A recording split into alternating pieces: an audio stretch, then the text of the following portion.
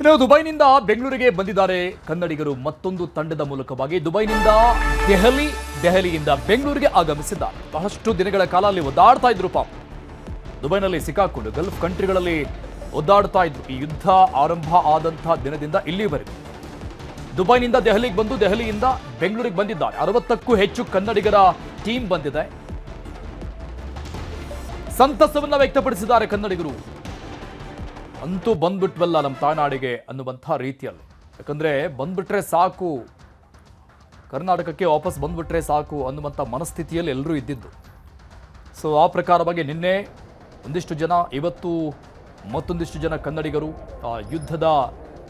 ರಣಯುದ್ಧದ ಭೂಮಿಯಿಂದ ವಾಪಸ್ ಬಂದಿರುವಂಥದ್ದು ನಿಜಕ್ಕೂ ಕೂಡ ತಮ್ಮ ಸಂತಸವನ್ನು ವ್ಯಕ್ತಪಡಿಸ್ತಾ ಇದ್ದಾರೆ. ಈಗ ಕಾರ್ಯಕ್ರಮ ನಡೀತಾ ಇತ್ತು. 10 ಗಂಟೆ ಸಮಯದಲ್ಲಿ ಗೊತ್ತಾಯಿತು ಸ್ವಲ್ಪ ಅಟ್ಯಾಕ್ ಆಗ್ತಾ ಇದೆ UAE ಮೇಲೆ ಅಂತ. ಅಲ್ಲಲ್ಲೇ ಸ್ವಲ್ಪ ಡ್ರೋನ್ ಅಟ್ಯಾಕ್ ಆಗಿ ಅದು ಹೈ ಅಲರ್ಟ್ ಮೆಸೇಜ್ ಬಂದಾಗೆಲ್ಲ ನಮ್ಗೆ ತುಂಬಾನೇ ಭಯನೇ ಆಯ್ತು. ಬಟ್ ಅಲ್ಲೆಲ್ಲ ಜನಜೀವನ ಸಾಮಾನ್ಯವಾಗೇ ಇತ್ತು. ಏನು ಅಂದ್ರೆ ಜಾಸ್ತಿ ಮೀಡಿಯಾದಿಂದ ಕೆಲವು ಸುದ್ದಿಗಳನ್ನೆಲ್ಲ ಕೇಳಿಬಿಟ್ಟು ನಮ್ ಫ್ರೆಂಡ್ಸ್ ರಿಲೇಟಿವ್ಸ್ ಎಲ್ಲ ಫೋನ್ ಮಾಡೋದ್ರಿಂದ ನಮ್ಗೂ ಸ್ವಲ್ಪ ಹೆದರಿಕೆ ಆಗ್ತಾ ಇತ್ತು. ಅಲ್ಲೆಲ್ಲ ಆತರ ಕೆಲವು ಕಡೆ ಆಗಿದೆ. ನಾವಿರೋ ಪ್ರಸಂಗ ಏನು ಅಂತ ಇದು ಆಗಿರ್ಲಿಲ್ಲ. ಕೆಲವೊಂದ್ ಸ್ವಲ್ಪ ರಾತ್ರಿ ಎಲ್ಲ ಹೈ ಅಲರ್ಟ್ ಮೆಸೇಜ್ ಬಂದಾಗ ನಮಗೂ ಎಲ್ಲ ತುಂಬಾ ಗಾಬರಿನೇ ಆಯ್ತು. ಇನ್ನೇನ್ ನಾವು ವಾಪಸ್ ಬರೋದು ಯಾವಾಗ ಏನು ಅನ್ನಂಗ್ ಅನ್ಸ್ಬಿಡ್ತು. ಫ್ಲೈಟ್ ಯಾವಾಗ ಬುಕ್ ಆಗುತ್ತೋ, ಯಾವಾಗ ಬರ್ತೀವೋ ಅಂತ ಎಲ್ಲ ಪರಿಸ್ಥಿತಿ ಮತ್ತೆ ಸಹಜಕ್ಕೆ ಬಂದಿದೆ. ಈಗ ಅಲ್ಲಿ ಏನಂತ ಗೊತ್ತಿಲ್ಲ. ನಾವು ಮಾತ್ರ ಚೆನ್ನಾಗಿ ಆರಾಮ ಖುಷಿಯಾಗಿದೆ ನಮ್ ದೇಶಕ್ಕೆ. ನಮ್ಮ ಈ ಕರ್ನಾಟಕದಿಂದಲೂ ಸಹ ಹಾಗೂ ಡೆಲ್ಲಿಯಿಂದಲೂ ಸಹ ನಮಗೆ ಕರೆಗಳು ಬಂದವು. ಧೈರ್ಯವನ್ನು ತುಂಬದಂತ ಕೆಲಸವನ್ನು ಮಾಡಿದ್ರು.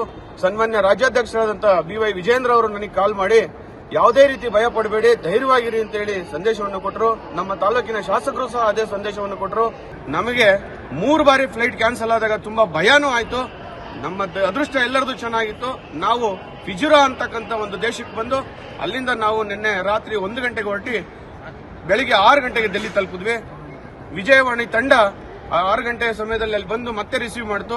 ಕರ್ನಾಟಕ ಭವನದವರು ಬಂದು ಸಹ ನಮಗೆ ತಿಂಡಿ ವ್ಯವಸ್ಥೆಯನ್ನು ಮಾಡಿಕೊಟ್ರು. ಅವ್ರಿಗೂ ಸಹ ಧನ್ಯವಾದಗಳನ್ನ ಹೇಳ್ತಾ, ಯಾವಾಗ ಆಗುತ್ತೋ 10 ದಿವಸ ಆಗುತ್ತೋ, ಮತ್ತೆ ಯಾವಾಗ್ಲೂ 5 ದಿವಸ ಅನ್ನೋರು, 6 ದಿವಸ ಅನ್ನೋರು, 7 ದಿವಸ ಅನ್ನೋರು, ಆಮೇಲೆ ಇಲ್ಲ 9ನೇ ತಾರೀಕಿಗೆ ಆಗ್ಬೋದು ಅಂತಂದ್ರು. ಹಂಗಾಗಿ ಭಯಭೀತರಾಗಿದ್ವಿ, ನಿಜ ಇಲ್ಲ ಅಂತಲ್ಲ. ಬಟ್ ದಿನ ಮನೆಯಿಂದನೂ ಫೋನ್ ಬರೋದು ನಮಗೆ ಬಹಳ ತೊಂದರೆ ಆಗ್ತಾ ಇತ್ತು. ಪರಿಸ್ಥಿತಿ ಭಯದ ವಾತಾವರಣ, ಆತಂಕ ಇದ್ರು ಅಲ್ಲಿ ನಾವಿದ್ದಂತ ವಾತಾವರಣದಲ್ಲಿ ಅಲ್ಲಿ ಬಹಳ ಒಳ್ಳೆ ಹೋಟೆಲ್ ಇರೋದ್ರಿಂದ ಹೊರಗಡೆ ಎಲ್ಲಿ ಹೋಗ್ಲಿಲ್ಲ. ಯಾವುದೇ ಆತಂಕದ ಭಯ ನಮಗೆ ಸಿಡಿದದ್ದ ಗುತ್ತಿಗೆದಾರರಿಗೆ DCM DK ಶಿವಕುಮಾರ್ ಸಮಾಧಾನ ಮಾಡಿದ್ದಾರೆ. ಫ್ರೀಡಂ ಪಾರ್ಕ್ನ ಧರಣಿ ಸ್ಥಳಕ್ಕೆ ಬಂದ್ರು DCM DK ಶಿವಕುಮಾರ್. ಅತಿದೊಡ್ಡ ಹೋರಾಟಕ್ಕೆ ಮುಂದಾಗಿದ್ರು ಇವತ್ತು ಗುತ್ತಿಗೆದಾರರು.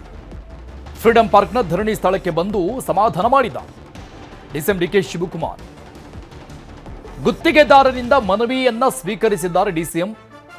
ಭರವಸೆ ಕೊಟ್ಟಿದ್ದಾರೆ. ಮತ್ತೆ ಬಾಂಡ್ ಮೂಲಕವಾಗಿ ಬಿಲ್ ಪಾವತಿ ಮಾಡ್ತೀವಿ ಅಂತ ಹೇಳಿದ್ದಾರೆ. ಹಂತ ಹಂತವಾಗಿ ಹಣ ಪಾವತಿ ಆಗುತ್ತೆ ಅಂತ ಹೇಳಿದ್ದಾರೆ. ಬಾಕಿ ಇರುವಂತಹ ಬಿಲ್ ಎಲ್ಲವೂ ಕೂಡ ಪಾವತಿಸ್ತೀವಿ ಅಂತ ಹೇಳಿದ್ದಾರೆ.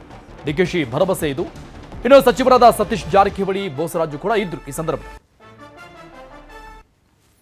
13,000 ಕೋಟಿ ರೂಪಾಯಿ ನಂದೇ ಇಲಾಖೆ. ಈಗ ನಿಮ್ಗೆ ಗೊತ್ತಿದೆ, ಬೋಸರಾಜು 3,000, ಇವ್ರದ್ದು ಒಂದು 8,000, ಒಟ್ಟು 37,000 ಇದೆ. ಇದು ನಿಮ್ಗೆ ಗೊತ್ತಿರೋ ಲೆಕ್ಕ ಅಷ್ಟೇ. ನನ್ನ ಲೆಕ್ಕದಲ್ಲಿ ಪಾಪ ಇನ್ನ ಅವರು GST ಕಟ್ಟಬೇಕಾಗ್ತದೆ ಅಂತ ಇನ್ನ ಬಿಲ್ಲೇ ಕೊಡ್ಲಿಲ್ಲ ಹೊರಗಡೆಗೆ. ಇನ್ನ ಜಾಸ್ತಿ ಇದೆ.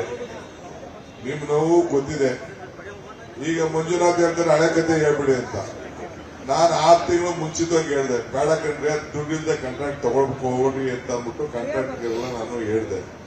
ಪಾಪ ಯಡಿಯೂರಪ್ಪನವರು ಬೊಮ್ಮ ಏನ್ ಮಾಡಿದ್ರು, ದುಡ್ಡು ಇರ್ಲಿ ಇಲ್ದ ಹೋಗ್ಲಿ, ಕೆಲಸ ಕೊಟ್ಟಿದ್ದೆ ತಗೊಂಡಿದ್ದೆ.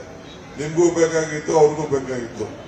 ಹಂಗೆ ನೀವೆಲ್ಲ ತಗೊಂಡು ಕೆಲಸ ಮಾಡ್ಬಿಟ್ಟು ಈಗ ನಮ್ಮ ಎದೆ ಮೇಲೆ ಕೂತಿದ್ದೀರಿ. ಈಗ ಇರ್ಲಿ, ಇದಕ್ಕೆ ನಾವು ಮಾತಾಡ್ತೀವಿ. ಇದಕ್ಕೇನಾದ್ರು ಒಂದು ರೂಪ ಕೊಡಬೇಕು. ಇದು ಬರೀ 37,000 ಅಲ್ಲ, ಏನಾದ್ರು ಮಾಡಿ ಮಿನಿಮಮ್ ಒಂದು 50,000 ಆದ್ರೂ ಇದಕ್ಕೊಂದು ಯಾವ್ದಾದ್ರು ಬಾಂಡ್ ಮುಖಾಂತರ ಏನಾದ್ರು ಒಂದು ಮಾಡಿ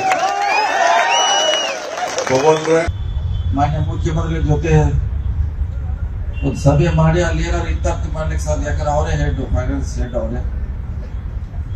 ನಮ್ಮ ಸಮಸ್ಯೆಗಳನ್ನ, ನಿಮ್ಮ ಸಮಸ್ಯೆಗಳನ್ನ ಈಗಾಗಲೇ ಸಾಕಷ್ಟು ಸಾರಿ ಅವ್ರ ಮನವರಿಕೆ ಮಾಡಿದ್ವಿ. ಬಜೆಟ್ ಸಂದರ್ಭದಲ್ಲಿ ಬಜೆಟ್ ಕೊಟ್ಟಿದ್ದಾರೆ. ಖಂಡಿತವಾಗಿ ಆದಷ್ಟು ಬೇಗ ಸ್ವಲ್ಪ ಜಾಸ್ತಿ ಕೊಟ್ಟರೆ ಸ್ವಲ್ಪ ಪರಿಹಾರ ಆಗುತ್ತೆ, ಆಗಲ್ಲ ಅಂತೇನಿಲ್ಲ. ಸೊ ನಾವು ಈ ಕಳೆದ 1 ವರ್ಷಗಳಲ್ಲಿ ನಿಮ್ ಬಿಲ್ ತೀರಿಸ್ಲಿಕ್ಕೆ ನಾವು ಎಕ್ಸ್ಟ್ರಾ ಯಾರು MLA ಕೂಡ ದುಡ್ಡು ಕೊಟ್ಟಿಲ್ಲ ಎಕ್ಸ್ಟ್ರಾ. ಈಗ ಮತ್ತೆ ನಾವು ಕಟ್ಟೋದು ಮತ್ತೆ ಅದು ಹೊರೆ ಎಕ್ಸ್ಟ್ರಾ ಆಗ್ತದೆ. ಈ ಸಾರಿ ಈ ಬಗ್ಗೆ ಡೀಟೇಲ್ಸ್ ಕೊಡ್ತಾರೆ ನಮ್ಮ ಪ್ರತಿನಿಧಿ ಆಶಿಕ್ ಮುಲ್ಕಿ ಲೈವ್ ನಲ್ಲಿ ಜಾಯ್ನ್ ಆಗ್ತಾ ಇದ್ದಾರೆ. ಆಶಿಕ್ ಮುಲ್ಕಿ, ಗುತ್ತಿಗೆದಾರರು ವರ್ಸಸ್ ಸರ್ಕಾರ ಅನ್ನುವಂಥದ್ದು ಬಗೆಹರಿಯದ ಸಮಸ್ಯೆ ಆಗ್ಬಿಟ್ಟಿದೆ ಇಲ್ಲಿವರೆಗೂ ಕೂಡ. ಇದು ಗುತ್ತಿಗೆದಾರರಿಂದ ಫೈನಲ್ ವಾರ್ನಿಂಗ್, ಸರ್ಕಾರದಿಂದ ಕೊನೆ ಭರವಸೆ ಅಂತ ಅಂದ್ಕೊಳ್ಬಹುದಾ ಹೇಗೆ?